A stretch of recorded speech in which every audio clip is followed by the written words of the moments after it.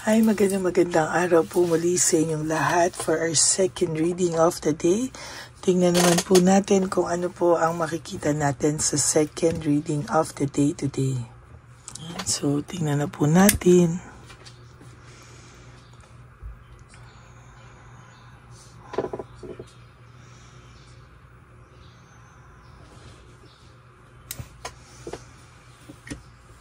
Okay, tingnan po natin kung ano po ang kanyang pakiramdam right at this very moment. Namiss ko pong gamitin ang ating Black Oracle cards.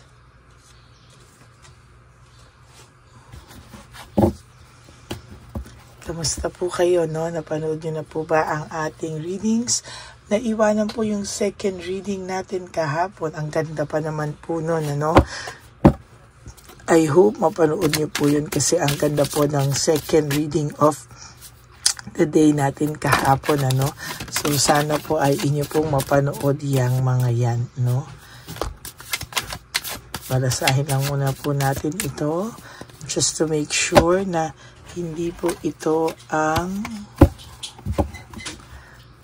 ayan.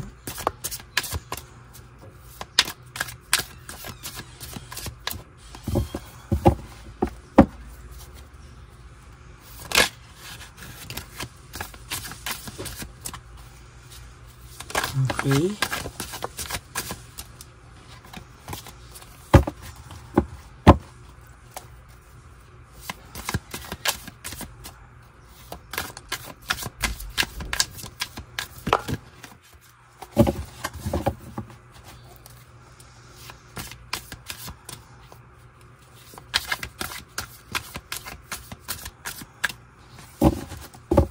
Okay, pili na po tayo ng 20 cards.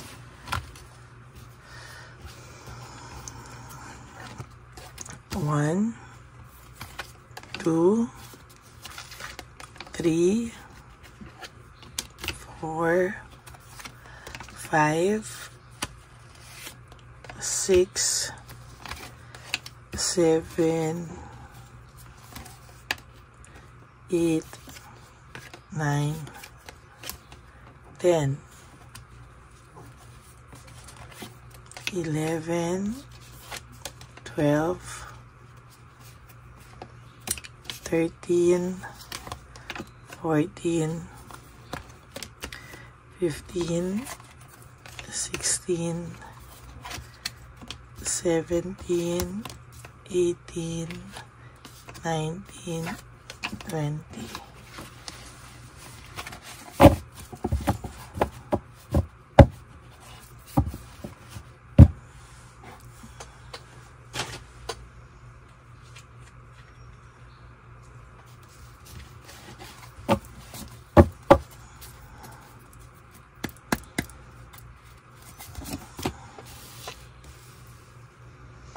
Okay, sabi niya po dito, please do what's best in your heart, no? Sa mga oras pong ito, parang itong tao po ay nakakaramdam ng awa sa kanyang sarili, no?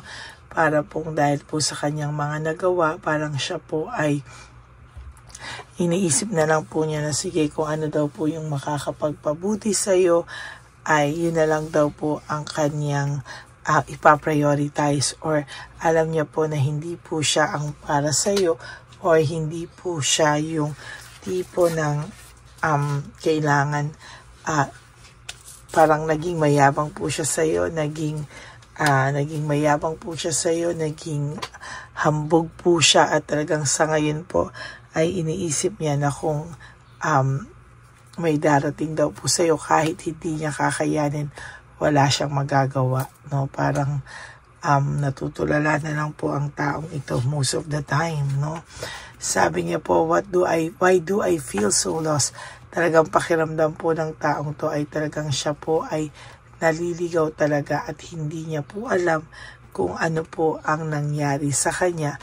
Bakit ka po niya natrato ng ganon? Bakit niya po yan nagawa sa iyo, no? As a matter of fact, hindi niya daw po alam what went wrong, no? Ano yung nangyari, ano yung mga naramdaman niya, at hindi niya po talaga alam kung ano po yung kanyang mararamdaman pa, no? Sabi niya po ay, the way I have treated you was wrong. maling-mali din daw po na ginusto niyang umalis sa inyong relasyon at hindi niya ipinaglaban yung relasyon nyo sa kanyang sarili.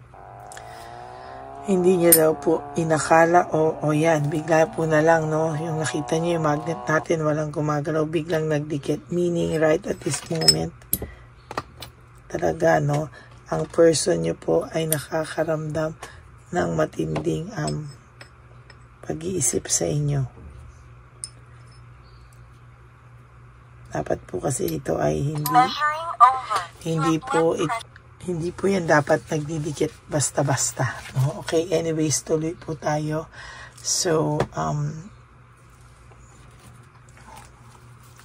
sabi niya, I wish to be like you. No? Sabi po niya, sana daw ay naging katulad ka na lang niyang matapang, pinaglaban kung ano man ang meron kayo, pero hindi po ay naging duwag po siya. And totally, yun po yung kinakalungkot niya, no? Na naging duwag siya. Sabi niya, ginusto niya sanang maging tapat sa'yo. Ginusto niya naman lahat, no? Pero sa huli talagang siya ay nagsinungaling. At talagang sa nakikita niya ay maling-mali daw talaga lahat ng kasinungalingan niya. Ang dami niya raw kasinungalingan sa'yo. Kaya ngayon, ang buhay niya ay life without you is hopeless, dark, and depressing. I miss your light, no? Namimiss ka naman po talaga ng taong ito, no? Marami po siyang regrets sa buhay niya. Marami siyang pinagsisisihang mga nagawa niya sa iyo na talagang deep inside ay dinidibdib niya, no?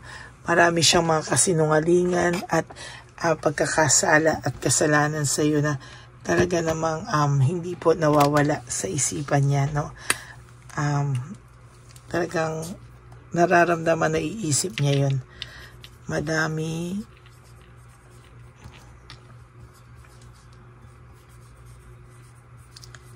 talaga siyang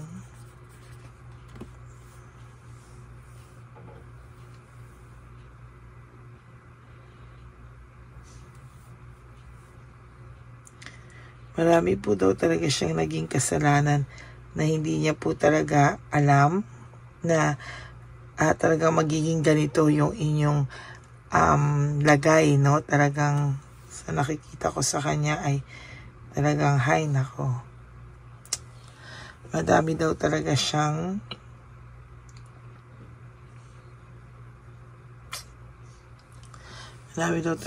naging kasalanan at mga pagsisinungaling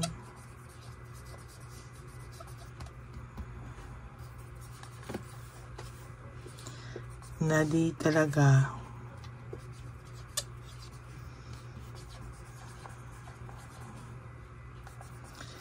maiwasang maisip at dalhin sa araw-araw.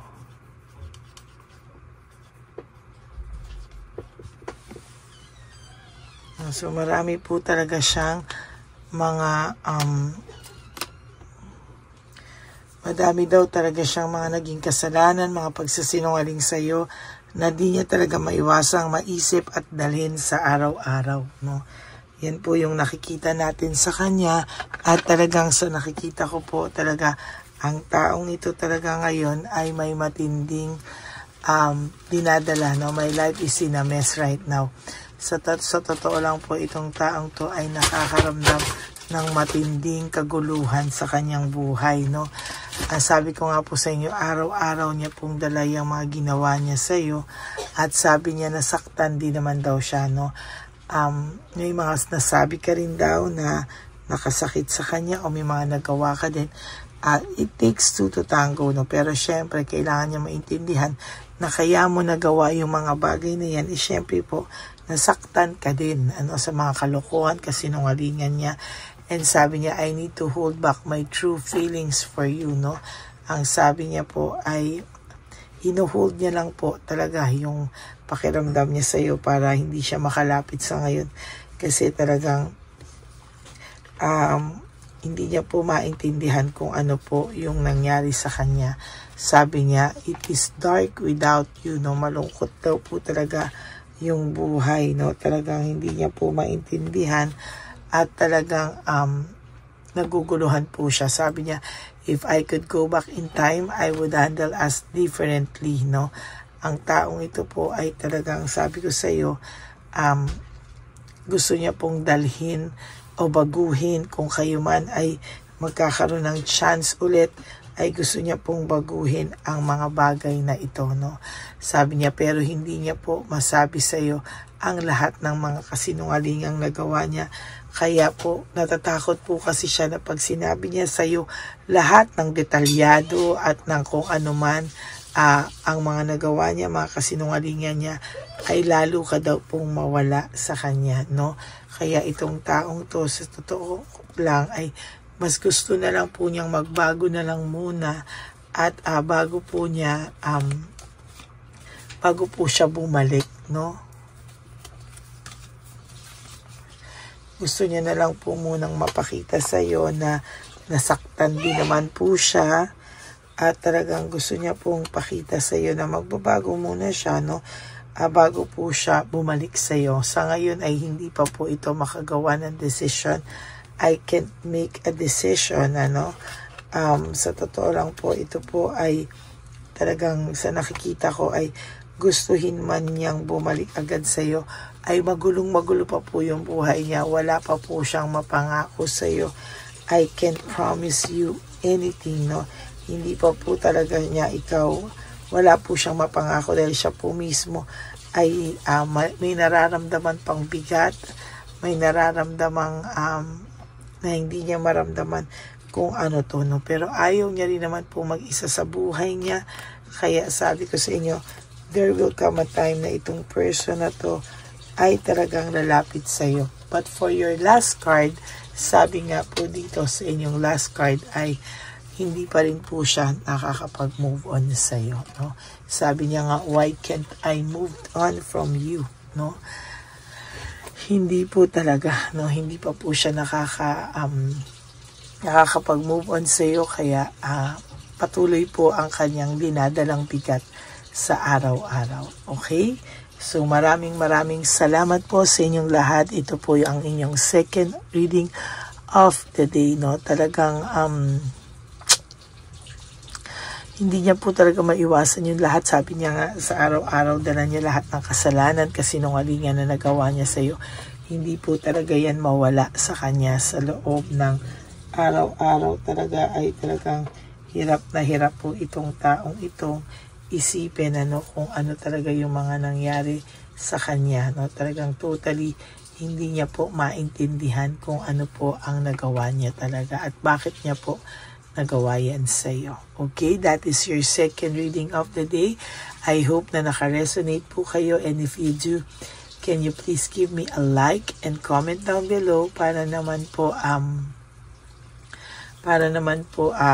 malaman ko din po kung ano ang inyong mga emotions. And also, no, gusto ko pong malaman nyon lahat, no, na sa lahat po ng gustong magpa-reading sa akin ng personal reading, you can message me po at Ladyly Elena, that's LADYLY Elena. Nasa dulo po yan na ating video. Diyan nyo lang po ako makokontak. That's my only legit and official FB and Messenger account, no? Ganun din po, nilabas ko din po ang fake account ng Lady Elena na kung saan po, no, ay talaga naman pong makikita nyo po na yung account na yan ay nanghahack, nang i-scam ng mga tao. At ngayon meron po siya mga bagong ginagawa na naman ng mga ibang account. Siguro wala na po talaga siguro siyang masyadong mabengoy sa Lady Elena, kaya may mga ginagawa na naman po siya mga Dr. Kwak-Kwak at kung mga ano-ano pa. So mag-ingat po kayong lahat dyan. And thank you po for not skipping ads, ha. Alam ko naman po natulong nyo na yan sa ating channel para sa ating One Love a Day sa ating mga lolos at lolas. Kaya maraming salamat po talaga. And for those of you who would like to give me a super thanks for this video, I would really appreciate that from the bottom of my heart. Lalo na po tayo ay nag-iipon na po para sa ating One Love a Day this coming February, no? Malapit na po yan, kaya tayo po ay nag-iipon na po. Kaya maraming salamat po sa inyong lahat. And thank you po from the bottom of my heart. I love you po sa lahat sa inyo. And ang lagi ko pong payo sa aking mga ever loyal, solid, and faithful na Lady Elena family is that I love you all from the bottom of my heart. Mahal na mahal ko po kayong lahat at ako po ay nagpapasalamat sa inyo. At kaya ang pilin ko po sa inyo ay just to live one day at a time. You do 3 things that will make you happy for today. Prioritize yourself and be grateful that we are still alive. No, mahalin niyo po ang sarili niyo because wala pong magmamahal sa inyong iba kung hindi ang inyong mga sarili. Bonus po natin kung tayo ay mahalin ng mga taong mahal natin. Pero sa totoo lang po, no, our love for ourselves is our responsibility and our obligations to ourselves. Meron pong mga magbibigay ng unconditional love, swerte po tayo dyan. Pero yung sarili po natin na mahalin po natin ay yun po yung unconditional love po na pwede nyo ibigay sa sarili nyo. And also, sana rin po ay maisip nyo talaga na life is so short, don't make it shorter by stressing yourself from all the pains and heartaches na binigay sa inyo na kahapon. Just surrender everything to the divine universe and just let go and let God write your life and love story. Ako po ay magbabalik for our third reading of the day. For the meantime ay panoorin niyo po sana yung second reading natin kahapon dahil napaka-powerful po ng ating second reading of the day kahapon. God bless you all and I love you all from the bottom of my heart. Bye! Okay, update po, may nagpanggap pong subscriber natin na siya po ay magpapahula sa fake na Lady Elena, kaya ayan, hinihingan po siya na $80 at ang cell po niya ay nabigay at nakuha. Ang pangalan niya po sa cell ay Julian Albert, no? Siya po ay may cell account din, kaya mag-iingat po kayo. Ayan po, no, kung sino man po yung scammer na Julian Albert na yan, no, iinsensuhan po natin yan para siya po ay makonsensya. Kung wala man po siyang konsensya, at least po bumalik sa kanya lahat po ng kanyang ginagawa at maling-mali po yan, ano. Basahin niyo po lahat yan, makikita niyo po, ayan po ang cell number niya at Julian Albert na yan, ano, para po talagang ma-report din po natin yan na siya ay gumagamit ng cell account na Julian Albert. Mag-ingat po kayo, ayan po yung number niya, ayan po yung pangalan niya. Huwag po kayong magpauto. Nakita nyo naman po, no, napakalayo po ng pangalan ko sa pangalan ng pinagsesendan nyo po ng account o ng pera. Kaya mag-ingat po kayo at beware sa scammer na to. At talagang ayan po, pinost ko po ang kanyang pangalan dito para maging babala po sa inyong lahat. Maraming salamat po. At mag-ingat po kayo, pakireport po ang page na yan, ang messenger niya na Lady Elena. Maraming salamat po and God bless you all. Ayan, sa susunod po makikita niyo yung account niya na ire-report niyo. Salamat po na marami. Magandang gabi po ulit sa inyong lahat. Ako po ay muling nagpapaalala sa inyo na mayroon pong lumalabas sa FB at Messenger account na fake account po, no, nang hihingi po ng $25 through PayPal at hindi po yan totoo. Huwag po kayong maniwala dyan. At pag sinabi mo po na gusto ko pong marinig ang boses nyo or makita kayo, ang sasabihin po ay magbibigay kami ng link. Buksan mo yan at pagkatapos ay makikita mo ako. Huwag po kayong maniniwala dahil yan po ay hindi totoo.